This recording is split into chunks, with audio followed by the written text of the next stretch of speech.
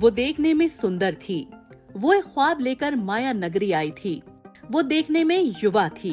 वो सपनों के शहर में जिंदगियां बचाने के सपने लेकर आई थी, लेकिन अपनी जिंदगी गवा कर चली गई।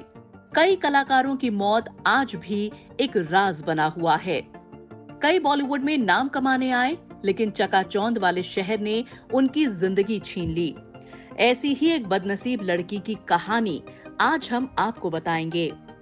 वो युवा थी। हर युवा की तरह वो भी सपने देखती थी, लेकिन उसका सपना अपने लिए नहीं, बल्कि दूसरों की भलाई के लिए होता था। तभी तो वो सपनों के शहर में जिंदगियां बचाने के सपने को लेकर आई थी। लेकिन देखिए नियति का खेल। सपनों के उसी शहर ने उससे उसकी जिंदगी ही छीन ली और इस शहर से 3 जून 2013 को वापस लौटा तो केवल उसका पार्थिव शरीर।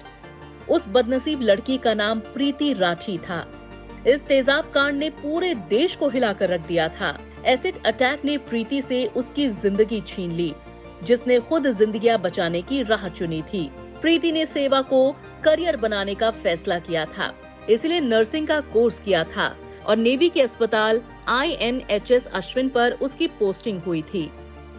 ये बात है 2 मई 2013 की, जब हरियाणा की रहने वाली 22 साल की प्रीति राठी INHS अश्विन में ड्यूटी ज्वाइन करने के लिए ही वो सपनों के शहर मुंबई आई थी। लेकिन मुंबई नगरी की धरती पर कदम रखा ही था कि वहशी दरिंदे अंकुर पवार ने 2 मई को उसके चेहरे पर तेजाब फेंक दिया। जैसे ही प्रीति ट्रेन से उतरी, उसे पीछे से किसी ने कंधे पर छुआ।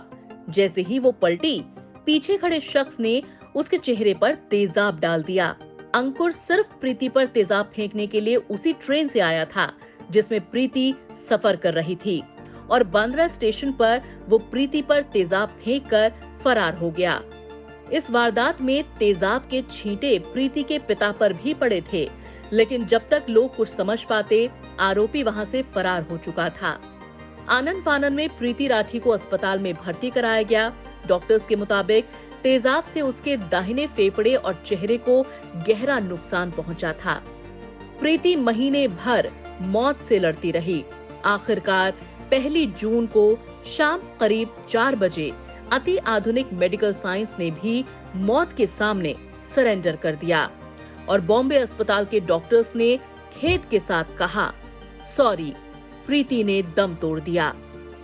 मुंबई को सपनों का शहर इसीलिए कहा जाता है कि यहाँ जो भी आता है उसके सपने पूरे हो जाते हैं। बॉलीवुड में ये सिलसिला ट्रेजेडी किंग दिलीप कुमार, अमिताभ बच्चन से लेकर शाहरुख खान तक लंबी परंपरा है। मुंबई ने सबके सपने पूरे किए, लेकिन प्रीति के सपने पूरे करने तो दूर, मुंबई ने उसकी जान ही ले ली। मामला रेलवे पुलिस से तुरंत मुंबई क्राइम ब्रांच को ट्रांसफर कर दिया गया। मामले की जांच कर रही मुंबई पुलिस का सारा अटेंशन स्पॉट फिक्सिंग पर ही रह गया था, जिससे वो प्रीति के साथ जस्टिस करने में फेल रही।